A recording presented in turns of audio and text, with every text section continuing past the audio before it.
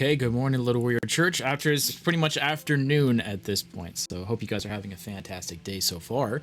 We are going to get some little Bible reading today, so without further ado, let's just get into it today. I'm ready to get into it.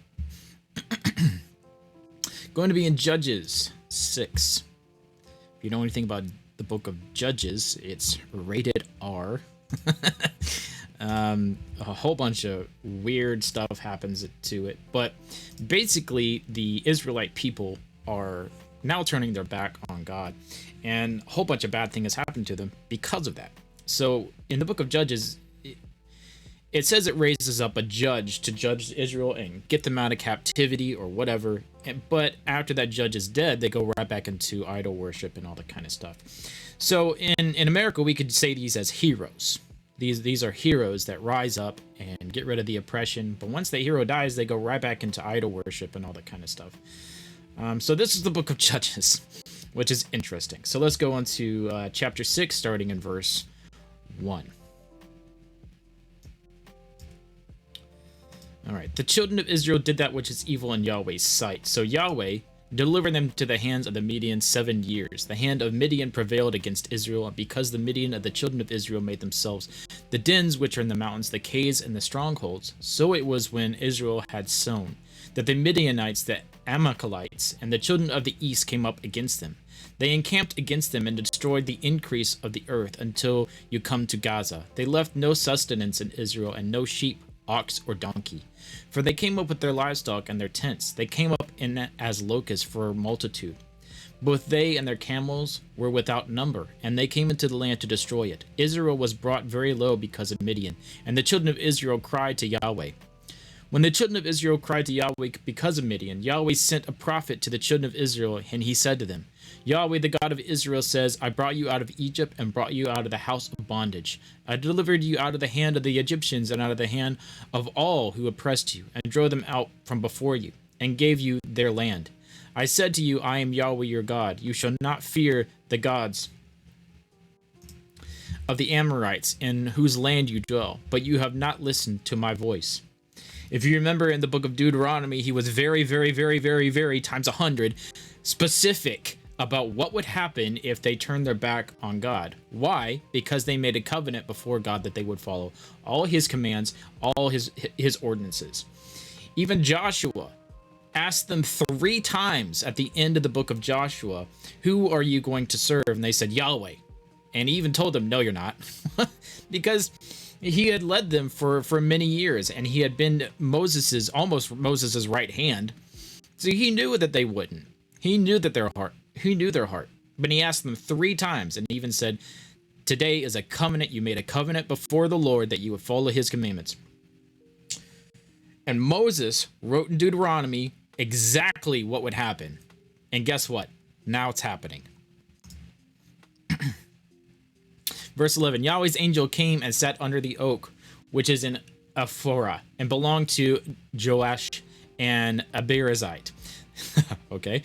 His son Gideon was beating out wheat in the winepress to hide from the Midianites. Yahweh's angel appeared to him and said to him, Yahweh is with you, you mighty man of valor. Gideon said to him, Oh, my Lord, if Yahweh is with us, why then has this all happened to us? I mean, fair question if he hasn't been taught, which is the problem. The priests were supposed to read from Deuteronomy to the whole congregation, which points out what would happen if you followed Yahweh versus what would happen if you didn't. So it's possible that he doesn't even know because the priest failed at their job. He says, why is this all happening to us? Where are all the wondrous works which our fathers told of us saying, didn't Yahweh bring us out from Egypt? But now Yahweh has cast us off and delivered us into the hand of Midian. Fair question. Yahweh looked at him and said, Go in this your might, and save Israel from the hand of Midian. Haven't I sent you?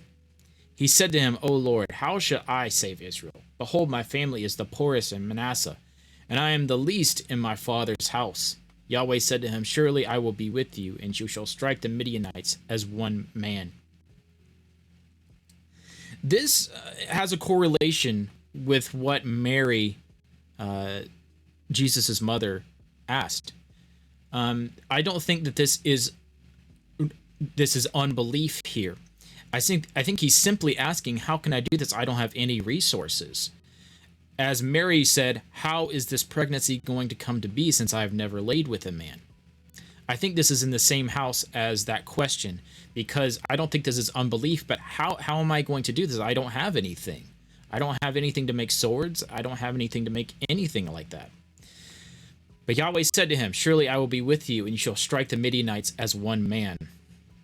He said to him, if now I have found favor in your sight, then show me a sign that is you who talk with me. Please don't go away until I come to you and bring out my present and lay it before you. He said, I will wait until you come back. How is this man supposed to have faith when all this bad stuff is happening to him? How is this man supposed to have faith when he's heard of stories of the crossing of the Red Sea and all that?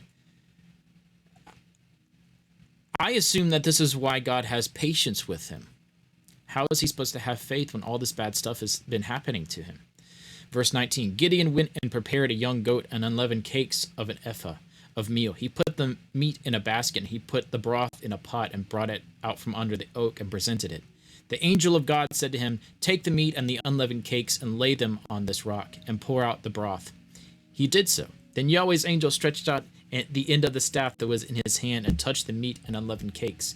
And the fire went out of the rock and consumed the meat and the unleavened cakes. Then Yahweh's angel departed out of his sight. Gideon saw that this was Yahweh's angel, and Gideon said, alas, Lord Yahweh, because I have seen Yahweh's angel face to face. So we can assume that Gideon saw this man, and he's saying wondrous things. Yahweh will be with you. And this looked like a man. We can assume that. And he's saying, I need a sign, probably to strengthen his faith. Verse 23, Yahweh said to him, peace be to you, don't be afraid, you shall not die. Then Gideon built an altar there before Yahweh and called it Yahweh is peace. To this day it is still an Ophrah of the Abiezrites. That same night Yahweh said to him, take your father's bull, even the second bull 7 years old, and throw down the altar of Baal that your father's has, and cut down the Asherah that is by it. So this was a worshiper of Baal. Let's read that again. Take your father's bull, even the second bull, 7 years old, and throw down the altar of Baal that your father has. So his father was a worshiper of Baal, which is the god of storms. And cut down the Asherah that is by it. Then build an altar to Yahweh your God on the top of the stronghold in an orderly way, and take a second bull and offer a burnt offering with the wood of an Asherah, which is you shall cut down. Then Gideon took 10 men of his servants and did as Yahweh had spoken to him, because he feared his father's household and the men of the city. He could not do it by day, but he did it by night. When the men of the city arose early in the morning, behold, the altar of Baal was broken down, and the Asherah was cut down as it was by it, and the second bull was offered on the bull altar that it was built.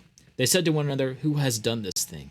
When they inquired and asked, they said, Gideon the son of Joash has done this thing. Then the men of the city said to Joah, bring out your son that he may die, because he has broken down the altar of Baal, and because he has cut down the Asherah that was by it. Joash said to all that stood against him, will you contend for Baal, or will you save him? He who will contend for him, let him be put to death by morning. If he is God, let him contend for himself, because someone has broken down his altar. Therefore, on that day he named him Jerubbaal, saying, let Baal contend against him, because he has broken down his altar. Pretty much, let Baal fight his own battles. Let's see if that actually happens. Then all the Midianites and the Amalekites and the children of the east assembled themselves together, and they passed over and encamped in the valley of Jezreel. But Yahweh's spirit came to Gideon, and he blew a trumpet, and Abiez was gathered together to follow him. He sent messengers throughout all Manasseh, and they were all gathered together to follow him. He sent messengers to Asher, to Zebulun, and to Naphtali, and they came up to meet him. Gideon said to God, if you will save Israel by my hand, as you have spoken, behold, I will put a fleece of wool on the threshing floor. If there is dew on the fleece only, and it is dry on the ground, then I will know that you will save Israel by the hand as you have spoken. It was so, for they rose up early the next day and pressed the fleece together and wrung the dew out of the fleece, a bowl full of water. Gideon said to God, "Don't let your anger be kindled against me, and I will speak but this once. Please let me make a trial just by this once with the fleece. Let me now be dry only with the fleece, and on the ground let there be dew." God did so that night, for it was only dry the fleece only, and there was dew on all the ground. So Gideon had a very little faith, and yet God was willing to, let's be honest, he was willing to put up with it. Maybe a lot of bad things happened. Maybe Gideon was just a fearful man. Who knows? But we know that he asked God. He was pretty much the only person who tested God this much and got away with it. So let's go on to the book of Luke.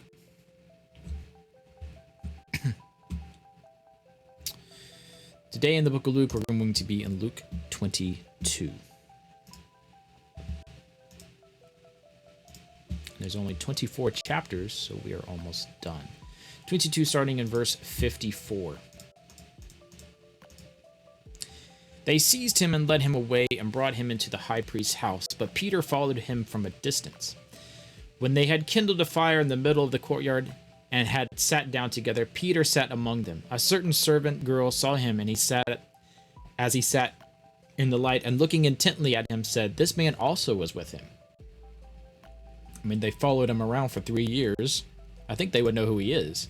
He denied Jesus, saying, "Woman, I don't know him." I can only imagine the anxiety and the fear he was feeling. How do I save Jesus? I was supposed to be this war. I was supposed to protect him, and I can't right now. If I do, I will die. After a little while, someone else saw him and said, "You were also one of them." But Peter answered, "Man, I am not."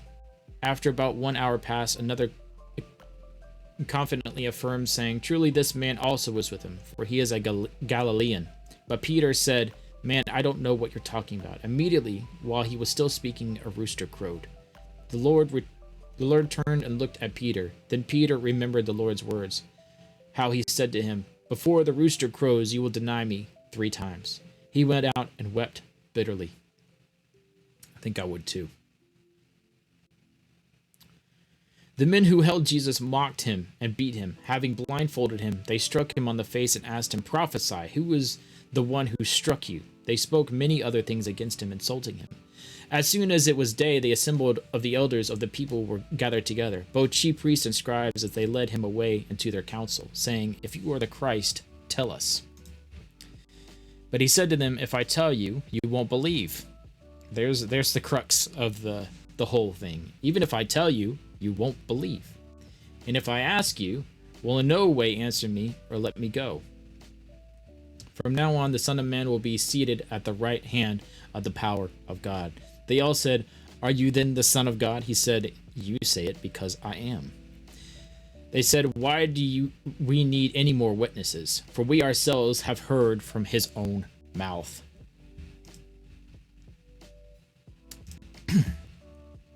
Chapter 23. The whole company of them rose and brought him before Pilate. They began to accuse him, saying, "We found this man perverting the nation, forbidding paying taxes to Caesar, and saying he himself is Christ the King." Now, did Jesus ever say, "Don't pay taxes to Caesar"? In fact, he said, pay Caesar what is Caesar's, and to God what is God's. Pay your taxes. Pay Caesar what is Caesar's. That's literally what Jesus said. Pilate asked him, "Are you the king of the Jews?" There was no king, so Herod wasn't even a Jew, and he was sitting on the throne. The throne. It was a Roman throne. So there was no king of the Jews. This is why it's a big deal. If there was a king of the Jews, then the whole nation probably would have risen up and attacked Rome. He answered him, "So you say." Pilate said to the chief priests and the multitudes, "I find no basis for a charge against this man." But they insisted, saying, "He stirs up the people, teaching throughout all Judea, beginning from Galilee even to this place." But when Pilate heard Galilee mentioned, he asked if the man was a Galilean. When he found out that he was in Herod's jurisdiction, he sent him to Herod, who also is in Jerusalem during those days. So this is a political move I don't want to do anything with this. Hey, he's in Herod's jurisdiction. Let Herod determine this. And Herod will probably put him to death because he doesn't want a king of the Jews. Verse 8. Because why? Then they would overthrow Herod. They would probably go against Rome. Rome would have destroyed them, but that's besides the point. Verse 8. Now when Herod saw Jesus, he was exceedingly glad, for he had wanted to see him for a long time, because he had heard many things about him. He hoped to see some miracle done by him. So this was a magician in Herod's eyes. He questioned him with many words, but he gave no answer. The chief priests and the scribes stood, vehemently accusing him. Herod with his soldiers humiliated him and mocked him, dressed him in luxurious clothing. They sent him back to Pilate. Herod and Pilate became friends with each other on that day, for before that they were enemies with each other.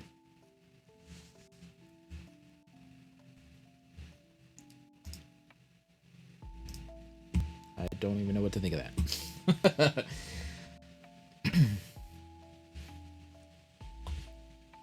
Let's go on to the book of Psalms. Psalms 95.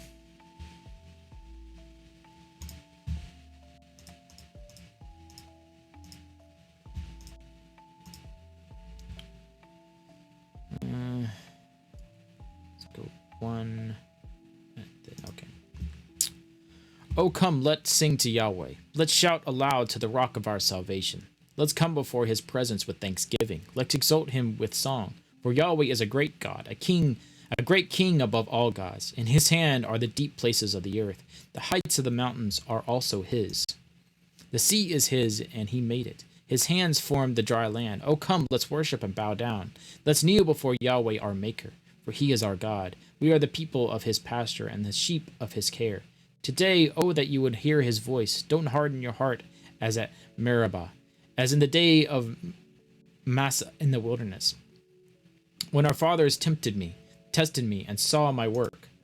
40 long years I was grieved with that generation, and said, they are a people who err in their heart. They have not known my ways. Therefore I swore in my wrath, they won't enter into my rest. Psalms 96. So Yahweh, sing to Yahweh a new song. Sing to Yahweh all the earth. Sing to Yahweh, blessed his name. Proclaim his salvation from day to day. Declare his glory among the nations, his marvelous works among all the peoples. For Yahweh is great and mightily, and greatly to be praised. He is to be feared above all gods, for all the gods of the people are idols. But Yahweh made the heavens. Honor and majesty are before him. Strength and beauty are his sanctuary. Ascribe to Yahweh, you families of nations. Ascribe to Yahweh glory and strength. Ascribe to Yahweh the glory due to his name. Bring an offering and come into his courts. Worship Yahweh in holy array.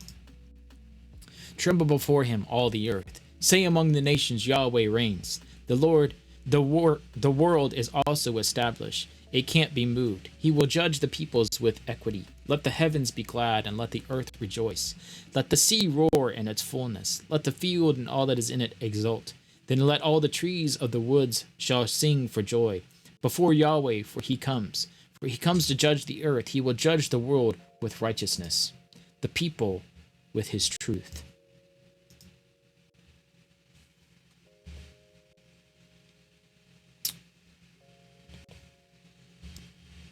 Again, like I said another time, I wish they had.